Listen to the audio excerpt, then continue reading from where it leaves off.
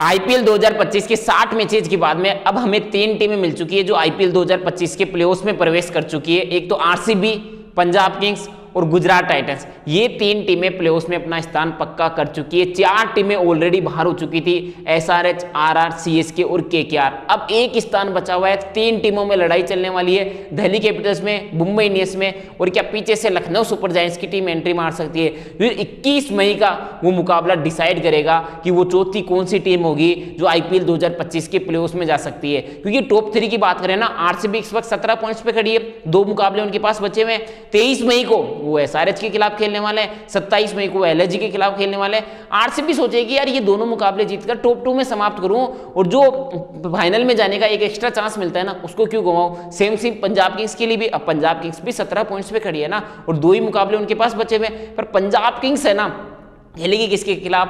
Delhi Capitals जो struggle कर रही है। मुंबई इंडियंस जो लास्ट मुकाबला हार के आई है।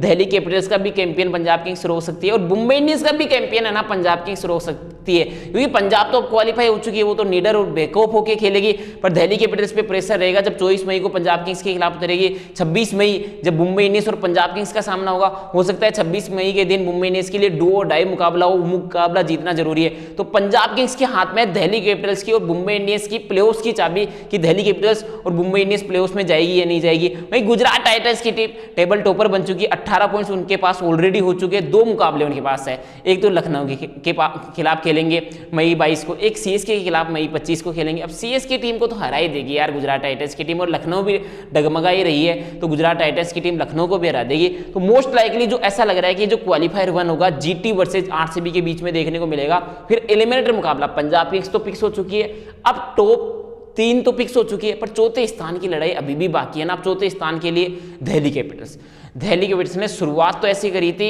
कि यार ये जो प्लेन है ना ये तो टेक ऑफ हुआ है ना, ये तो नहीं रुकने वाला। परंतु पिछले 8 में से मात्र 2 मुकाबले जीते और दिल्ली कैपिटल्स की किस्मत भी उनके साथ चली है यार। एक मुकाबला एसआरएच के खिलाफ 137 रन बनाते हैं, बारिश की वजह से रद्द होता है, 1 पॉइंट उनको मिल जाता है, जहां पे उनको एक भी पॉइंट नहीं मिलता अगर बारिश की वजह से वो मुकाबला पूरा होता। पंजाब किंग्स और दिल्ली कैपिटल्स का 8 मई का मुकाबला, पंजाब किंग्स ने पहले बल्लेबाजी करते हुए इतनी ताबड़तोड़ बल्लेबाजी करी थी, स्टार्टिंग के 10 ओवर के बाद में ऐसा लग रहा था कि दिल्ली कैपिटल्स ये मुकाबला नहीं जीत सकती, ये मुकाबला हारने वाली है, वो मुकाबला रद्द होता है, रीशेड्यूल होता है। तो दिल्ली कैपिटल्स के साथ किस्मत तो रही है, पर उनका परफॉर्मेंस लगातार गिरता हुआ ही आया, लगातार मुकाबले हारे। 4 बैक टू बैक मुकाबले स्टार्टिंग के जीतने के बाद में अगले 8 में से मात्र 2 मुकाबले जीते हैं। अब उनके पास है 13 पॉइंट्स और 2 मुकाबले बचे हुए हैं।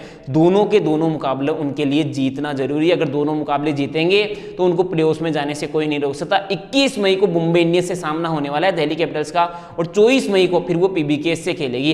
अब 21 मई को मुंबई इंडियंस से सामना है, क्योंकि मुंबई इंडियंस की इस वक्त क्या स्थिति है, 14 पॉइंट से मुंबई इंडियंस के पास और 2 मुकाबले उनके पास भी बचे हुए हैं। और 21 मई को Delhi Capitals versus Mumbai Indians, फिर मुंबई इंडियंस को एक मुकाबला 26 मई को पंजाब किंग्स के खिलाफ खेला। अब 21 मई के दिन जब दिल्ली कैपिटल्स और मुंबई इंडियंस आमने सामने होगी, अगर दिल्ली वो मुकाबला जीतती है तो 15 पॉइंट्स पे पहुंच जाएगी। फिर उनके पास एक मुकाबला बचेगा, वो मुकाबला जीतकर 17 पॉइंट्स पे पहुंच के आप क्वालिफाई कर जाओगे।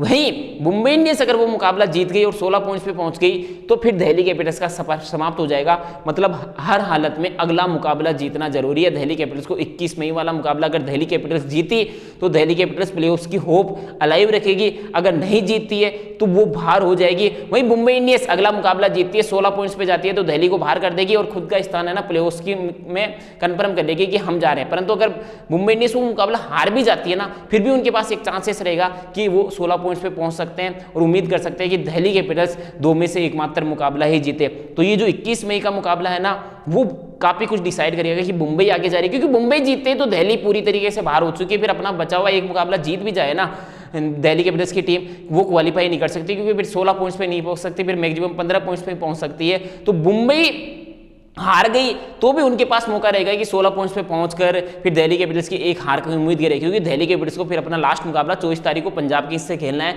और पंजाब किंग्स उनको हरा भी सकती है। तो दिल्ली कैपिटल्स के लिए 21 मई वाला मुकाबला जीतना हर हालत में जरूरी है। चाहे मुंबई हार जाए तो भी वो प्लेऑफ्स में जा सकती है, पर दिल्ली हार गई तो 21 मई को ही बाहर हो जाएगी। इसके अलावा क्या लखनऊ सुपर जायंट्स पीछे से एंट्री मार सकती है, क्योंकि लखनऊ सुपर जायंट्स के पास इस वक्त है 10 पॉइंट्स और 3 मुकाबले उनके पास बचे हुए हैं। 19 मई को एसआरएच से खेलेगी, 22 मई को जीटी से खेलना है, फिर 27 मई को आरसीबी से खेलना है। ये तीनों मुकाबले वो जीते 16 पॉइंट्स पे पहुंच गए।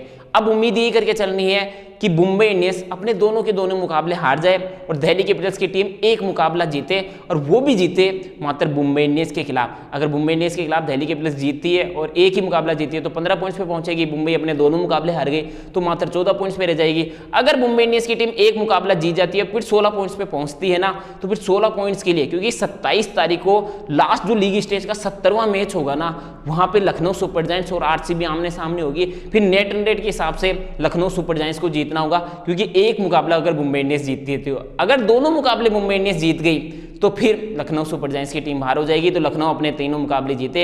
उम्मीद यही करे कि मुंबई अपने दोनों मुकाबले हार जाए और दिल्ली कैपिटल्स एक अपना मुकाबला जीते, वो मुंबई के खिलाफ। तो नेट रन रेट की लड़ाई में पड़ना ही नहीं पड़ेगा और एलएसजी वहां पे क्वालिफाई कर जाएगी। तो मजा आने वाला है पीपीके से एलिमिनेटर मुकाबले में किस टीम का सामना होगा। क्या वो दिल्ली होगी, क्या वो मुंबई होगी, या वो एलएसजी होगी? कमेंट बॉक्स में कमेंट करके जरूर बताएं।